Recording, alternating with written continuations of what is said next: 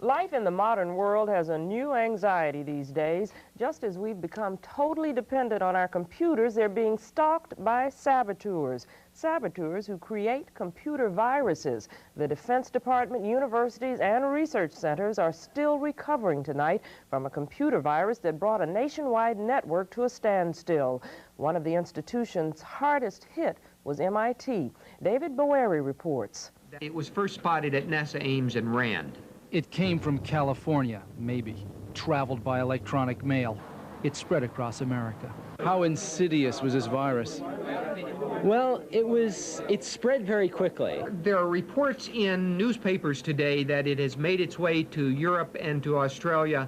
It arrived at MIT in the middle of the night. The students were safe. Their computers weren't.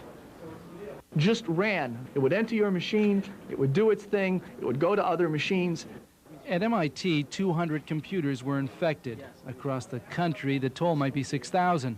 It could have been worse. We believe it was intended to spread more slowly than it did so that it wouldn't be noticed as quickly, which would actually have been more insidious if it spread out to a large number of machines and, say, held a surprise and did something. Mark Eichen, student and part-time virus hunter. Once we had it stopped, we were able to take it apart, sort of like dissect it and tear it apart piece by piece. These three processes right here, these three programs, the SH with the parens around them, are in fact copies of the virus that are running there. It's not really a virus, it's a code, a set of instructions, an act of sabotage that started on a floppy disk. This virus spreads by disk and by telephone. It's just a call away. And like a virus, it replicates like crazy.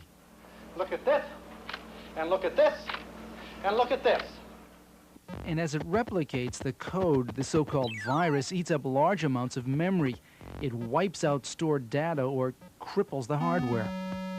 This virus clogged a system linking thousands of computers, but apparently did no damage. It's benign. It's not malicious. It attempts to do no damage besides propagate itself. And that's why I think it's a warning. The suspect? Somewhere, a dark genius. I suspect it's an A student, a good A student. So lost computer time, but no files destroyed. Just a thrill for the virus hunters and a warning. My personal speculation is that this is somebody who is trying to warn people to say, it can happen to you. Mr. President, we have not even been able to isolate the cause. The virus, if it is a virus, is like the common cold. It is everywhere, it is nowhere. For the 10 o'clock news, I'm David Boeri.